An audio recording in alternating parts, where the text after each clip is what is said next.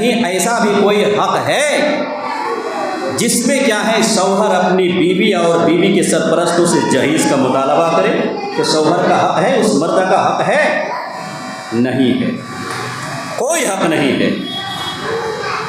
رشتہ پسند ہو جائے نکاح کر لینا ہے سنت کے مطابق، شریعت کے مطابق۔ اب مرد کے لیے یہ جائز نہیں ہے کہ ہونے والی بیوی اور ہونے والی بیوی کے سرپرستوں سے جہیز کا مطالبہ کرے، مال کا مطالبہ کرے، گاڑی کا مطالبہ کرے، پیسے کا مطالبہ کرے، سامان کا مطالبہ کرے وغیرہ۔ یہ جائز نہیں ہے، یہ سراسر کیا ہے، حرام ہے اور یہ غلط ہے۔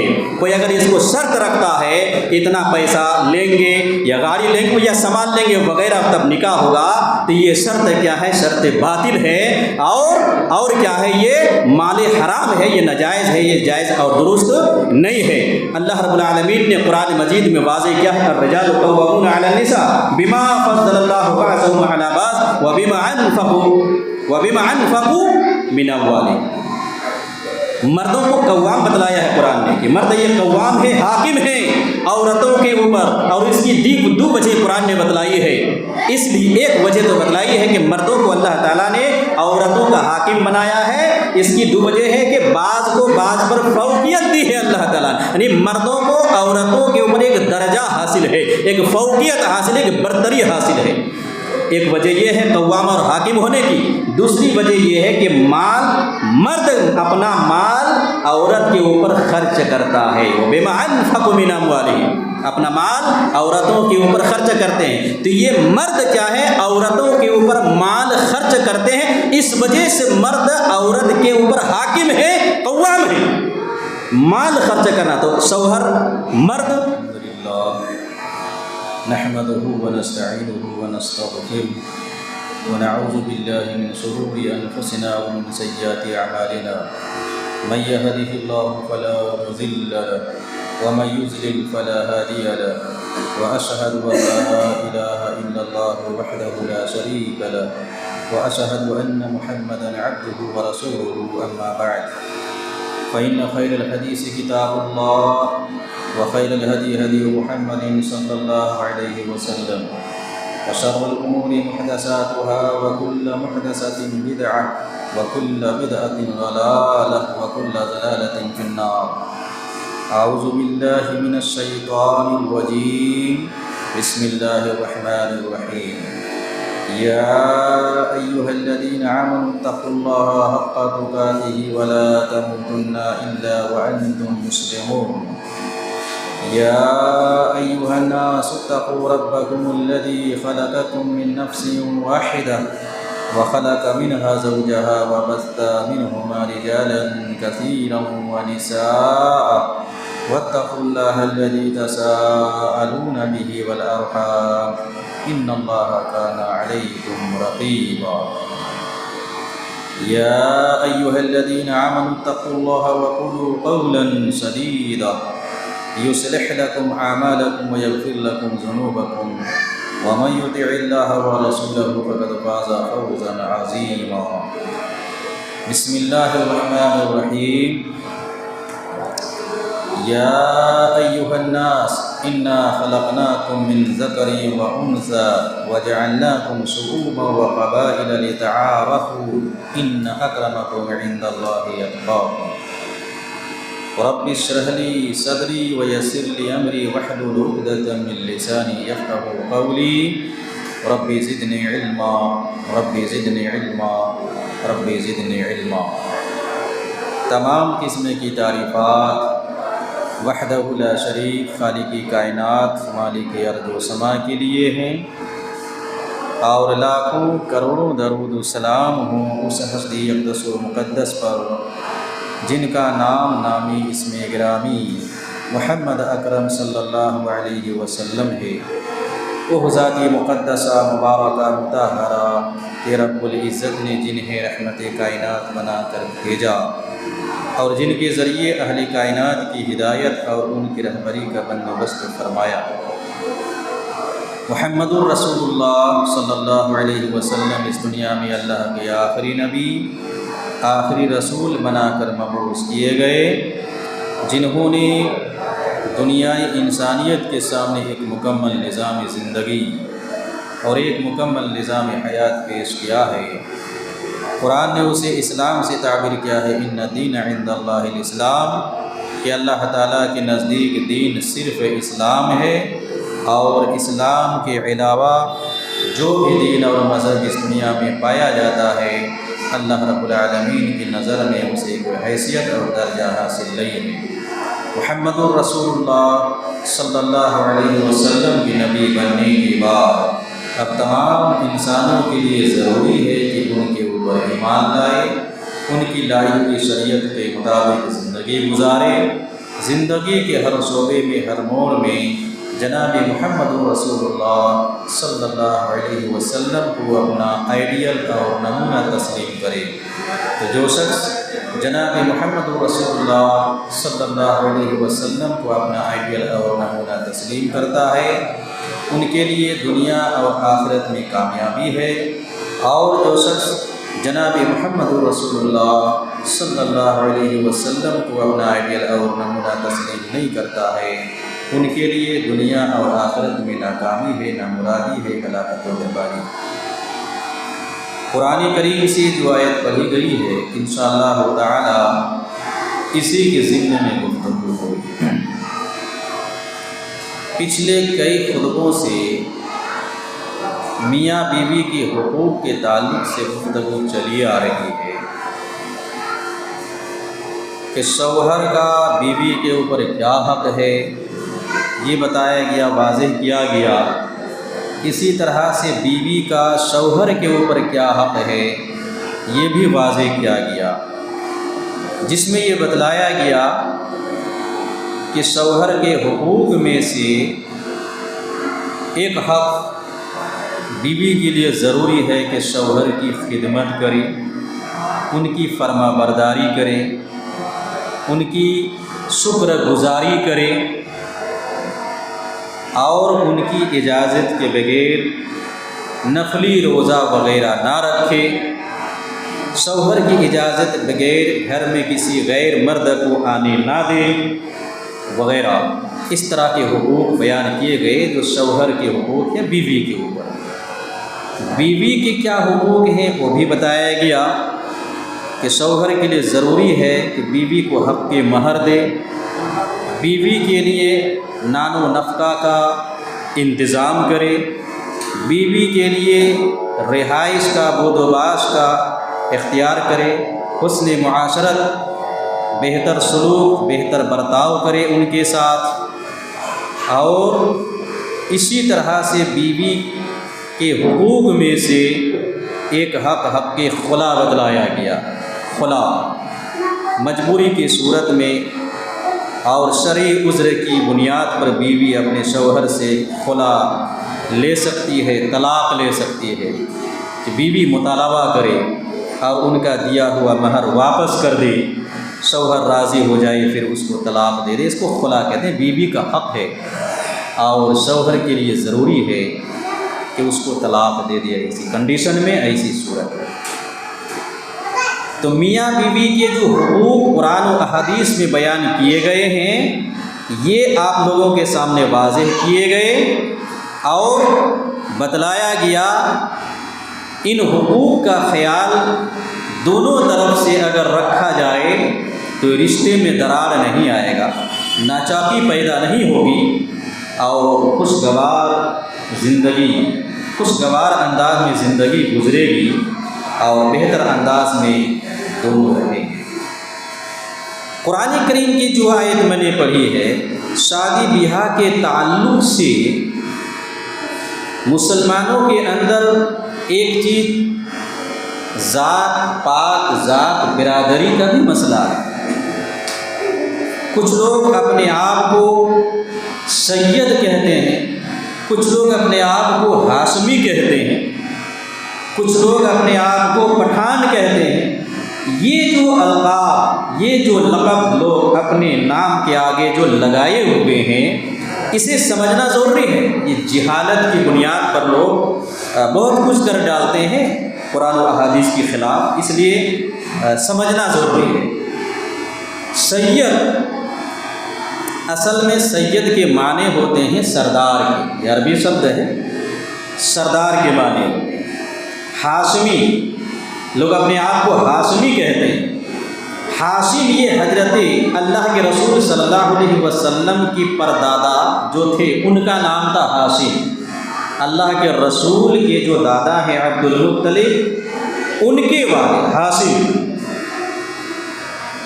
تو ان کی طرف نسبت کرتے ہوئے ہاشمی کہلاتے ہیں۔ سید، اللہ کے رسول صلی اللہ علیہ وسلم نے اپنی بیٹی فاطمہ رضی اللہ تعالی عنہا سے کہا تھا سیدۃ نساء اہل الجنہ، کہ فاطمہ جنت کی عورتوں کی سردار ہیں۔ سیدۃ نساء اہل الجنہ، جنت میں جانے والی جو عورتیں ہوں گی ان کی سردار فاطمہ رضی اللہ تعالی عنہا ہیں۔ فاطمہ کی اولاد حضرت حسن، حضرت حسین، ان کی جو نسل چلی تو لوگ اپنے آپ کو ان کی طرف نسبت کرتے ہیں، منسوب کرتے ہوئے کہتے ہیں کہ میں سید ہوں، یعنی فاطمہ کی نسل سے، حضرت حسن الحسین کی نسل سے، حضرت حسین کے بیٹے امام زین العابدین، آج بھی ان کی نسل موجود ہے۔ لیکن کیا فاطمہ رضی اللہ تعالی عنہا کی نسل حسن، حضرت حسین اور حسین کے بیٹے امام زین العابدین، کیا ان کی خاندان، ان کی نسل ہندوستان میں بھی چلی ہے؟ کیا یہاں بھی فاطمہ کی نسل ہے؟ یہ جاننا۔ اپنے آپ کو سید کہنے والے یہ تصور کرتے ہیں، یہ نسبت وہاں تک پہنچاتے ہیں۔ ہاشمی کہنے والے اللہ کے رسول صلی اللہ علیہ وسلم کے پردادا جو ہیں نسل وہاں تک پہنچاتے ہیں کہ ہم ہاشمی ہیں۔ پٹھان کا مطلب ہوتا ہے دلیر، بہادر، جنگجو۔ یہ عام طور پر افغان لوگوں کے لیے پٹھان کا لفظ استعمال ہوتا ہے، پٹھان، افغانی لوگ۔ تو کچھ لوگ اپنے آپ کو پٹھان کہتے ہیں، کیا افغان کی نسل سے یہ لوگ ہیں؟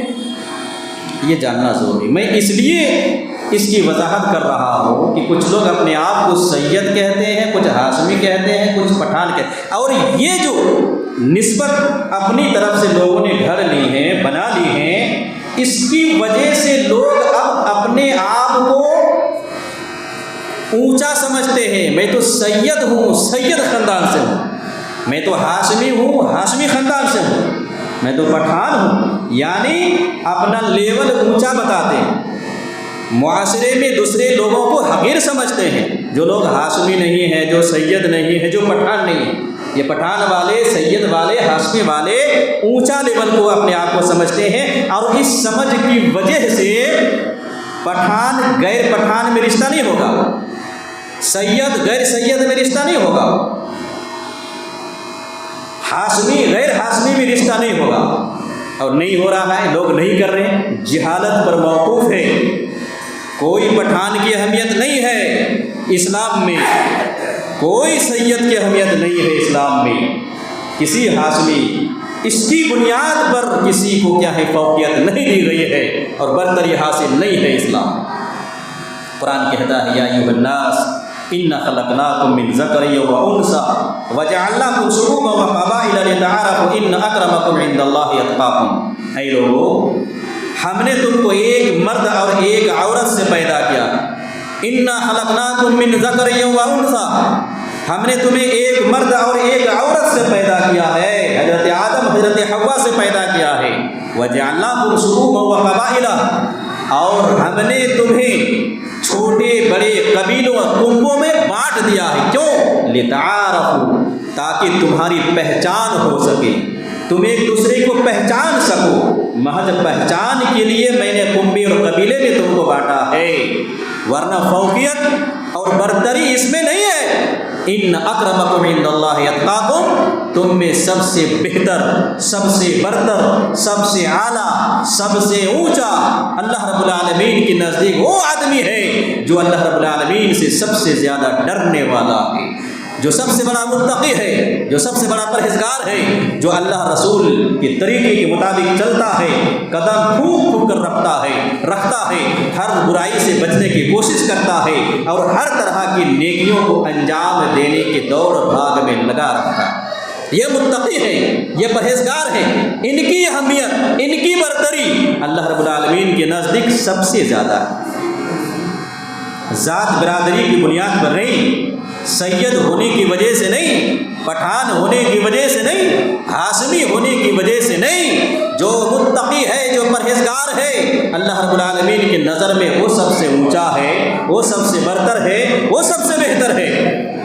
تو میں بتلا یہ رہا تھا کہ شریعت میں اس کی کوئی حیثیت نہیں ہے کہ ذات اور برادری کی وجہ سے رشتہ نہ ہو، غیر مناسب ہے، لوگ حقیر سمجھنے لگتے ہیں۔ یہ جہالت کی بنیاد پر ہو رہا ہے، قرآن و حدیث کے علم میں نہ ہونے کی وجہ سے ہو رہا ہے، ایسا نہیں ہے۔ پہلی بات تو ہندوستانی لوگوں کے لیے یہ ہے کہ کوئی اپنے آپ کو سید کہتا ہے تو کیا وہ ثابت کر سکتا ہے کہ ان کی نسل حضرت فاطمہ رضی اللہ تعالی عنہا، حضرت امام حسن، حضرت امام حسین، امام زین العابدین تک ان کا نسب نامہ پہنچ رہا ہے؟ وہ بتا سکتا ہے؟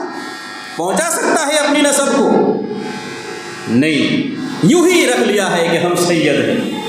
پہنچا سکتا ہے وہاں تک اپنی نسب کو کہ اپنی دادا کا نام بتائے، پردادا کا نام بتائے، اس کے آگے جائے گا تو ہندو نکلے گا، غیر مسلم نکلے گا،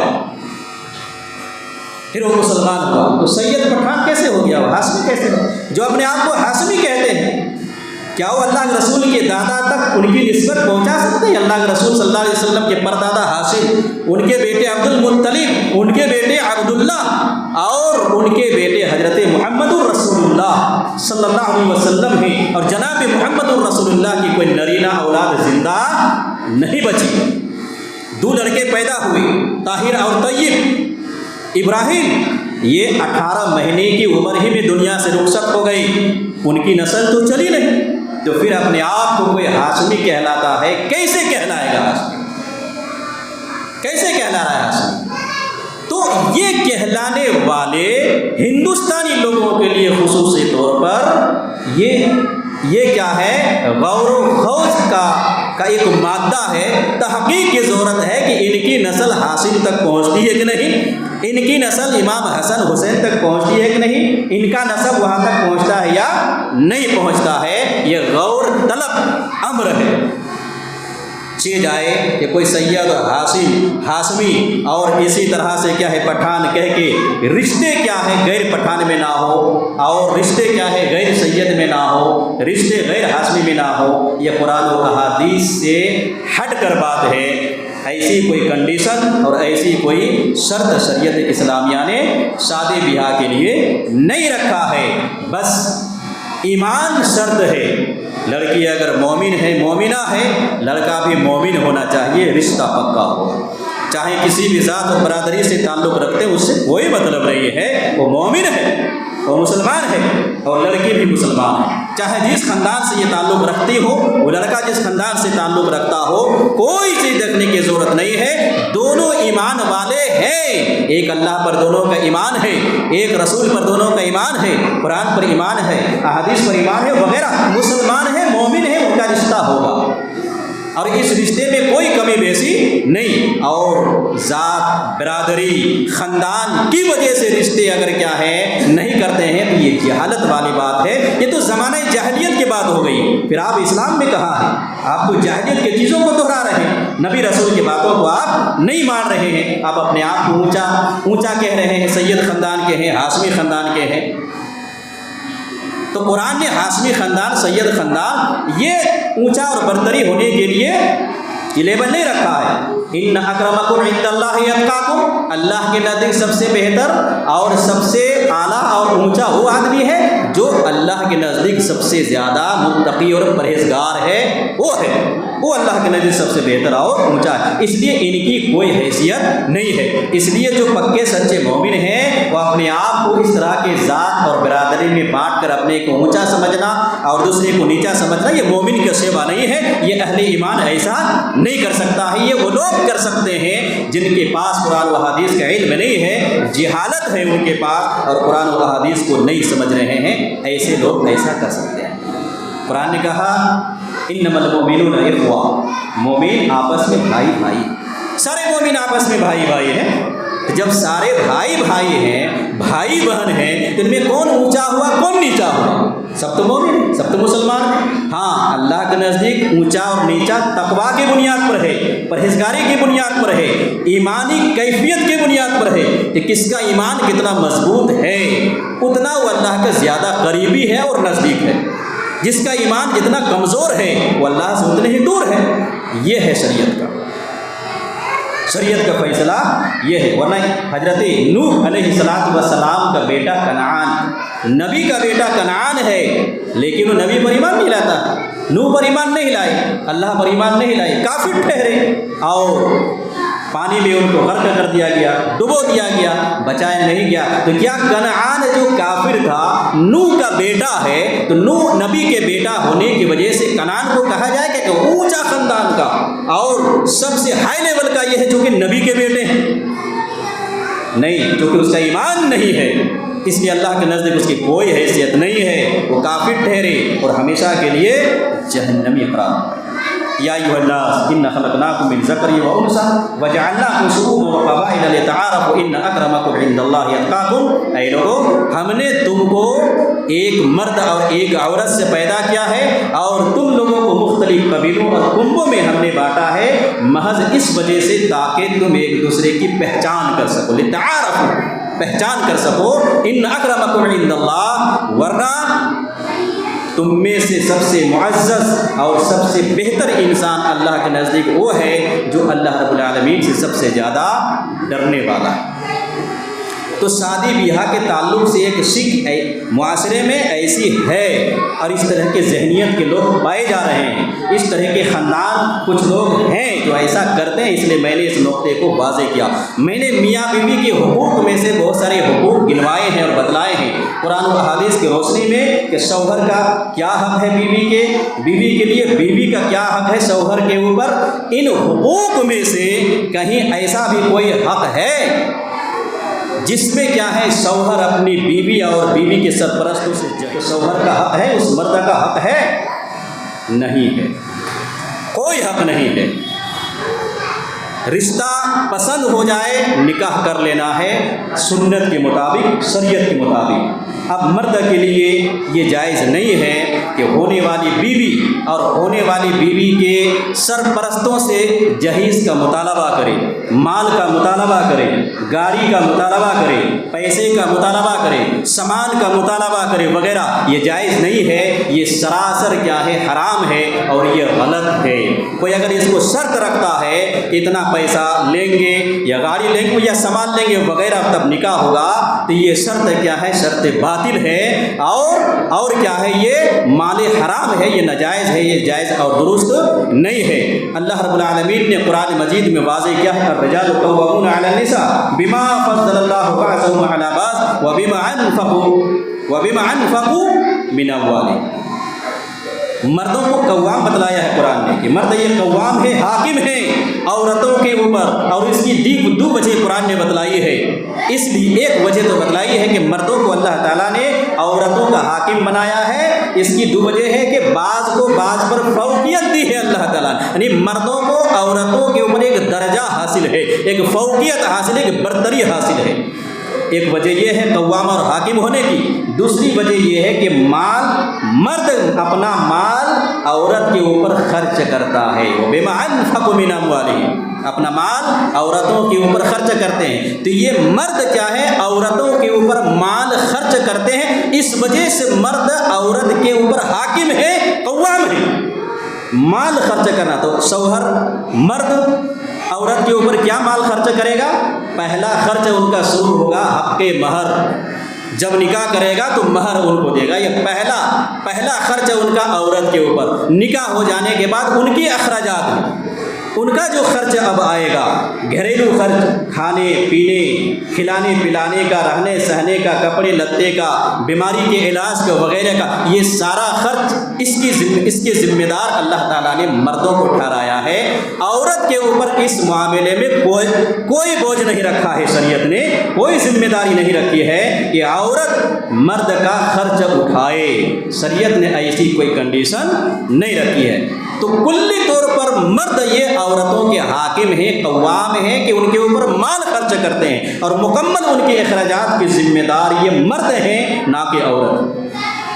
جب عورت نہیں ہے تو پھر عورت سے، لڑکی سے، ان کے گھر والوں سے مطالبہ کرنا جہیز کا کہاں سے درست ہو گیا؟ لوگوں نے اپنے طور پر بنایا، ہندو وانہ سماج میں رہ کے غیر مسلم کی چیزوں کو اپنے اندر لے آئے، اپنی تہذیب، اپنی ثقافت، اپنا اسلامی رسم و رواج یہ بھولتے چلے گئے، اور غیروں کی نقالی میں غیر کی چیزوں کو لوگوں نے داخل کر لیا، اور اس کی وجہ سے نکاح جو ایک آسان طریقہ تھا اس کو مشکل بنا دیا لوگوں نے۔ اور اس کی وجہ سے اب کیا ہے، بہت ساری لڑکیوں کا نکاح نہیں ہو رہا ہے جو غریب گھرانے کے ہیں، ان کے پاس جہیز دینے کے لیے پیسے نہیں، سامان نہیں، گاڑی نہیں، وغیرہ نہیں، تو ان کے پاس رشتے نہیں آتے۔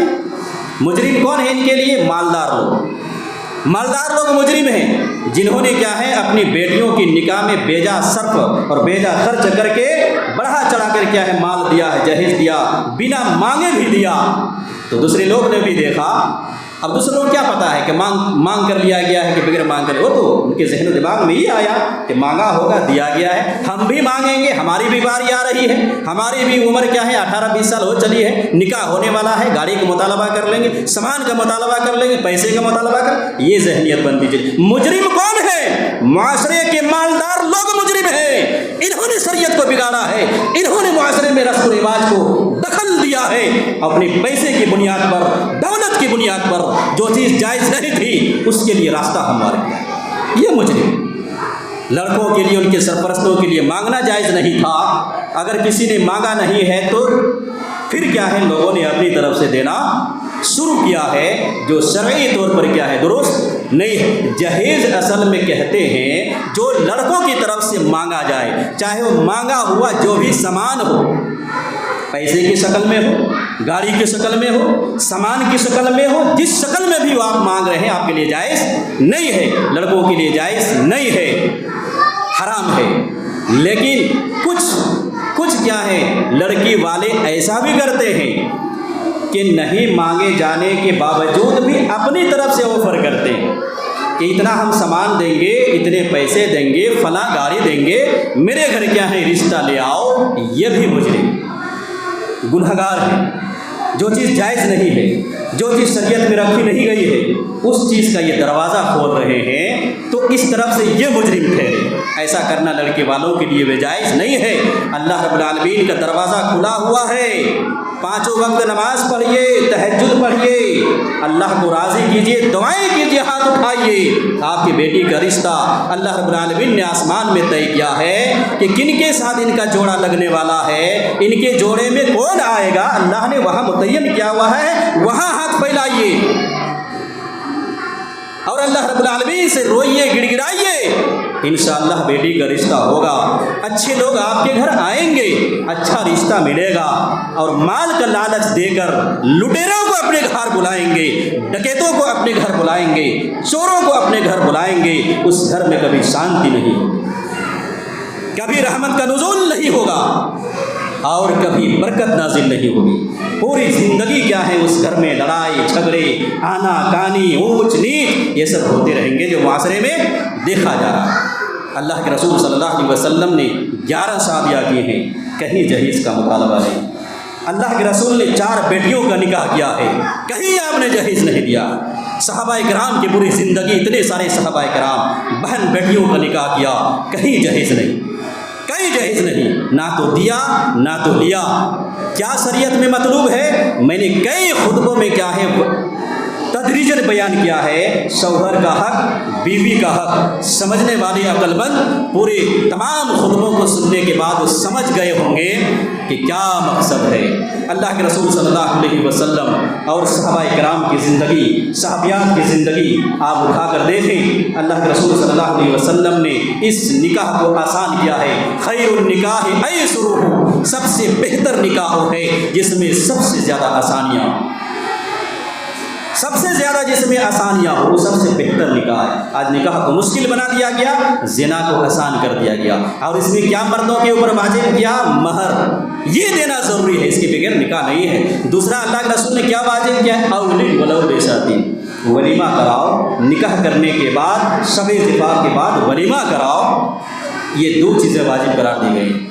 اور ولیمہ میں بھی بتلایا گیا اپنی طاقت، اپنی حیثیت کے حساب سے آپ سماج کے لوگوں کو آپ کو کھلانا ہے۔ آپ کے پاس اگر کھلانے کی طاقت نہیں ہے، چند جو بھی چیزیں ہیں اسی سے کیا ہے آپ کام چلائیے، لوگوں کو کھلائیے، اس میں آپ کو قرض لینے کی ضرورت نہیں ہے۔ اللہ کے رسول صلی اللہ علیہ وسلم کی زندگی، ان کی سیرت کو دیکھیے، ان کی سیرت، ان کی زندگی دیکھے بغیر اور اپنائے بغیر آپ نہ تو دنیا میں کامیاب ہو سکتے ہیں نہ تو آخرت میں کامیاب ہو سکتے ہیں۔ لقد کان لکم فی رسول اللہ اسوۃ حسنہ، تمہارے لیے رسول کی زندگی میں بہترین نمونہ ہے۔ لمن کان یرجو اللہ والیوم الآخر، ان لوگوں کے لیے جو اللہ پر یقین رکھتے ہیں، آخرت پر یقین رکھتے ہیں، اللہ سے ملاقات کی امید رکھتے ہیں۔ تو کون لوگ اللہ کی ملاقات سے امید رکھتے ہیں؟ جو مومن ہوتے ہیں، جو ایمان والے ہوتے ہیں۔ کافر، مشرک، منافق اللہ سے ملاقات کی امید نہیں رکھتے ہیں، ان کو آخرت کے بارے میں، آخرت پر ایمان نہیں ہے، مرنے کے بعد دوبارہ دنیا میں پیدا کیے جائیں گے، یہ ان کا ایمان ہے۔ آخرت میں کیا ہونے والا ہے اس پر ان کا ایمان نہیں ہے۔ تو اللہ سے ملاقات پر ایمان کے تعلق سے کافروں، منافقوں، مرتدوں کا ایمان ہے ہی نہیں، اس لیے مومن اللہ سے ملاقات کی امید رکھتے ہیں۔ لمن کان یرجو اللہ والیوم الآخر، جو اللہ رب العالمین سے ملاقات کی امید رکھتے ہیں اور اللہ اور یوم آخرت پر امید رکھتے ہیں، ان کے لیے اللہ کے رسول کی زندگی میں بہترین نمونہ ہے۔ تو اللہ کے رسول کے نمونہ دیکھیے، کیا نمونہ پیش کیا اللہ کے رسول نے شادی بیاہ میں، ولیمہ کرنے کے تعلق سے، وغیرہ کے تعلق سے۔ حضرت صفیہ رضی اللہ تعالی عنہا سے آپ نے نکاح کیا، جنگ خیبر سے واپسی پر آپ نے نکاح کیا، راستے ہی میں نکاح ہوا، شب زفاف ہوئی، اور اس کے بعد دوسرے دن ولیمہ کرایا صحابہ کرام کو حالت سفر میں۔ کچھ نہیں نبی کے پاس، صحابہ سے کہا اللہ کے رسول صلی اللہ علیہ وسلم نے کہ جن کے پاس جو کچھ بھی ہے لا کر ایک دسترخوان میں جمع کر دو۔ کسی نے ستو لا کے دیا، کسی نے کھجور لا کے دیا، کسی نے گھی لا کر دیا، کسی نے پنیر لا کر دیا، نبی کے پاس میں جو کچھ تھا دسترخوان میں رکھ دیا، سب کو ملا دیا، اور ملانے کے بعد صحابہ کرام سے کہا یہ کھاؤ، یہ ولیمہ۔ نبی کے پاس نہیں تھے موجود، جو کچھ تھا آپ نے ولیمہ کرایا۔ یہ سادگی ہونی چاہیے نکاح میں، یہ سادگی ہونی چاہیے ولیمہ میں، یہ سادگی ہونی چاہیے دعوت میں۔ ہاں، جب نبی کے پاس مال و متاع ہوئے بعد میں، تو حضرت زینب رضی اللہ تعالی عنہا سے جب آپ نے نکاح کیا، اس موقع پر آپ نے صحابہ کرام کو بکری ذبح کر کے گوشت، روٹی وغیرہ کھلایا۔ اب یہاں موجود تھا، آپ نے کھلایا، موجود تھا، آپ نے کھلایا۔ کیا سمجھ میں آ رہا ہے؟ اللہ کے رسول کی زندگی سے، ان کے واقعات سے کیا سمجھ میں آ رہا ہے؟ شادی بیاہ اپنی حیثیت، طاقت کی بنیاد پر مہر بھی دینا، ولیمہ بھی کرانا وغیرہ۔ اگر آپ کے پاس ہے تو آپ کیا ہے، گوشت، روٹی وغیرہ کھلا سکتے ہیں، لیکن نمائش کے لیے نہیں، شہرت کے لیے نہیں کہ ہم نے کیا ہے بہت اچھا کھلایا وغیرہ۔ شہرت اگر ہے، چونکہ ولیمہ کرانا ایک عبادت ہے، رسول کے طریقے کے مطابق کرنا اور کرانا ہے، ایک عبادت ہے، اس میں نمائش اس کی ضرورت نہیں ہے، دکھاوا اس میں ضرورت نہیں ہے۔ اگر آپ کے پاس نہیں ہے تو جتنا جو کچھ ہے اتنا ہی سے آپ کام چلائیے۔ اب معاشرے کے لوگ اگر یہ دباؤ دیں کسی غریب پر کہ تم نے کھایا ہے میرے گھر میں، تمہیں بھی کھلانا پڑے گا، یہ ظلم ہے، یہ زیادتی ہے، یہ جبر ہے۔ اس کا جواب قیامت کے دن لگے گا۔ ایک پیٹ کھانا نہیں کھائیں گے، قیامت کے دن اللہ کی عدالت میں کھڑے ہو جائیں گے۔ بیچارے کے پاس نہیں تھا، اور آپ نے کہا کہ اتنا گوشت لگے گا، اتنا چاول لگے گا، اتنے لوگوں کو آپ کو دعوت کرنی ہے، سب کو بہتر انداز میں کھلانا ہے، آپ نے چونکہ کھایا، آپ اس کو کیا ہے جبر کر رہے ہیں، اس کو مجبور کر رہے ہیں۔ ان کے پاس اتنے پیسے نہیں، کہاں سے نہیں؟ بعض گاؤں میں لوگوں نے یہ اپنا قانون تھوپ دیا ہے، جتنا معاشرہ، جتنے دور تک ان کا معاشرہ، ان کی سوسائٹی چلتی ہے، گوشت فکس کر دیا، اتنا گوشت ہونا ضروری ہے، یہ جہالت کی بنیاد پر۔ اب ان کے گھر میں ہے نہیں ہے، قرض لائیں، سود پر کیا ہے قرض لے وغیرہ، کوئی مطلب نہیں، قانون نافذ کر دیا۔ معاشرے کے لوگوں نے، یہ مجرم لوگ ہیں، یہ شریعت کے باغی لوگ ہیں، یہ اللہ کے رسول صلی اللہ علیہ وسلم کے سنت سے ان کو کوئی مطلب نہیں ہے، اللہ کے رسول کے اسوہ سے ان کو کوئی مطلب نہیں ہے، بس اپنی خواہش، اپنا انا اور یہ دکھانا ان کا مقصد ہے کہ ہم معاشرے میں یہ قانون چلا رہے ہیں۔ یہ دکھانا ان کا مقصد ہے۔ وہ بیچارہ مجبور ہوتا ہے، کہیں کہیں سے جا کر لوگوں سے قرض لیتا ہے، ان کی بھرپائی کرتا ہے۔ میں سمجھانا یہ چاہ رہا ہوں کہ شریعت میں ایسا جبر نہیں ہے۔ آپ کے پاس جتنا جو کچھ ہے سمپل انداز میں آپ ولیمہ کرائیے، آپ کے پاس اگر زیادہ ہے تو بہتر انداز میں بھی آپ کھلا سکتے ہیں، لیکن نمائش اور شہرت نہیں ہونی چاہیے۔ تو میں آپ کو یہ بتلا رہا تھا کہ شریعت میں جہیز وغیرہ یہ جائز اور درست نہیں ہے۔ اس لیے مسلم نوجوانوں کو یہ سمجھنا چاہیے، دین کی طرف رجوع کرنا چاہیے، مال حرام کی طرف اپنی نگاہیں نہیں اٹھانی چاہیے، للچاتی ہوئی نگاہ کو ان کی طرف نہیں لے جانا چاہیے، بلکہ اپنی کمائی سے کیا ہے، آپ اپنی کمائی سے نکاح کریں، شادی کریں، ولیمہ کرائیں، اس کی آپ تیاری کریں۔ جب آپ کی عمر ہونے لگے کہ شادی اب فلاں سال میں کرنے کا ہے، اس سے پہلے آپ تیاری کریں، مال جمع کریں۔ لڑکے کے باپ کو بھی، ماں کو بھی چاہیے کہ ہونے والے بیٹے کے تعلق سے کیا ہے ان کا ولیمہ ہوگا، ان کے ہونے والی بہو کو کیا ہے مہر دینا ہوگا، تو ماں باپ کو بھی چاہیے اس سے پہلے سے کیا ہے پیسے کے انتظام کریں، اکٹھا کریں، کمائی کر کے رکھیں، تاکہ ہونے والی بہو کو مہر بھی دے سکیں، معاشرے کے لوگوں کو ولیمہ بھی کرا سکیں وغیرہ۔ یہ مرد کی ذمہ داری ہے اور لڑکے کے ماں باپ کی ذمہ داری ہے۔ عورت اور لڑکی اور ان کی گارجن اور ان کے سرپرستوں کی ذمہ داری نہیں ہے کہ اس شادی میں ان کی طرف سے خرچ ہو۔ کوئی اگر ان کو جبرن خرچ کرواتا ہے تو جو لوگ خرچ کرواتے ہیں یہ مجرم ہیں، یہ گنہگار ہیں۔ تو شرعی طور پر میں بتلا رہا تھا کہ بارات کی شرعی طور پر کوئی حیثیت، یہ جہیز کی شرعی طور پر کوئی حیثیت نہیں ہے، اور معاشرے میں بہت ساری برائیاں کیا ہے پھیلی ہوئی ہیں۔ انشاءاللہ تعالیٰ اگلے خطبے میں بیان کرنے کی کوشش کی جائے گی، بارات کی شرعی حیثیت، جائز ناجائز بتلایا جائے گا۔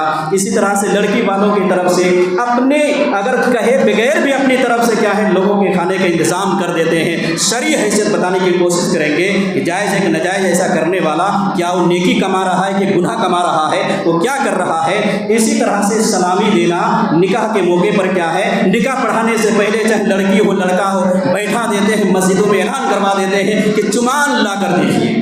شرعی ہے کہ غیر شرعی ہے اگلے خطبے میں بیان کریں گے، آج ٹائم نہیں ہے۔ مہندی لگانا، اسی طرح سے ہلدی لگانا وغیرہ یہ جائز ہے کہ ناجائز ہے؟ جائز ہے تو کن کے لیے ہے، ناجائز ہے تو کن کے لیے ہے۔ اسی طرح سے نکاح کرنے کے بعد ترنت کیا ہے مٹھائی چھوہرا کھجور وغیرہ تقسیم کر لیتے ہیں، اس کی شرعی حیثیت کیا ہے وغیرہ۔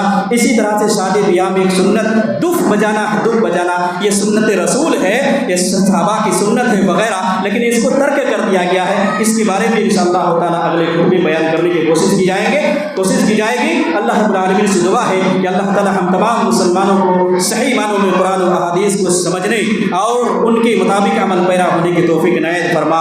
اے اللہ ہم سب گناہگار ہیں تو ہم سب کے گناہوں کو بخش دے، معاف کر دے، اور جہاں کہیں بھی مسلمان پریشان حال ہیں اللہ رب العالمین ان کی پریشانیوں کو دور عطا فرما۔ یہ لوگ ایمان کی حالت میں دنیا سے جا چکے ہیں، اللہ رب العالمین تو ان کی مغفرت عطا فرما۔ اور مسلمان آج جو ذات برادری سید ہاشمی پٹھان وغیرہ کی شکل میں اور یہ بڑھ کے ایک دوسرے کو اعلیٰ اونچا، دوسرے کو حقیر اور کمزور اور ذلیل وغیرہ کس میں کیا سمجھتے ہیں، اللہ رب العالمین ان تفاوتوں، ان فرقوں کو آپس میں ختم کر کے صرف ایک مومن، صرف ایک ایمانی رشتہ سے جڑنے کی توفیق عنایت فرما، اور لوگوں کے ذہن دماغ میں یہ بیٹھا دے اللہ رب العالمین کہ مسلمان سب آپس میں کیا ہے ایک دوسرے کے بھائی ہیں، بہن ہیں، اس میں ذات برادری اور حسب نسب کی وجہ سے کوئی اونچ اور کوئی نیچ نہیں ہے۔ اللہ رب العالمین تو نے قرآن میں کہا ہے کہ سب سے بہتر اور برتر تو وہ ہے جو تیرے نزدیک سب سے زیادہ متقی اور پرہیزگار ہے۔ اللہ رب العالمین ہم سب گناہگار ہیں تو ہم سب کے گناہوں کو بخش دے، معاف کر دے۔ ربنا ظلمنا انفسنا وان لم تغفر لنا وترحمنا لنكن من الخاسرين ربنا آتنا في الدنيا حسنة وفي الآخرة حسنة وقنا عذاب النار وآخر دعوانا أن الحمد لله.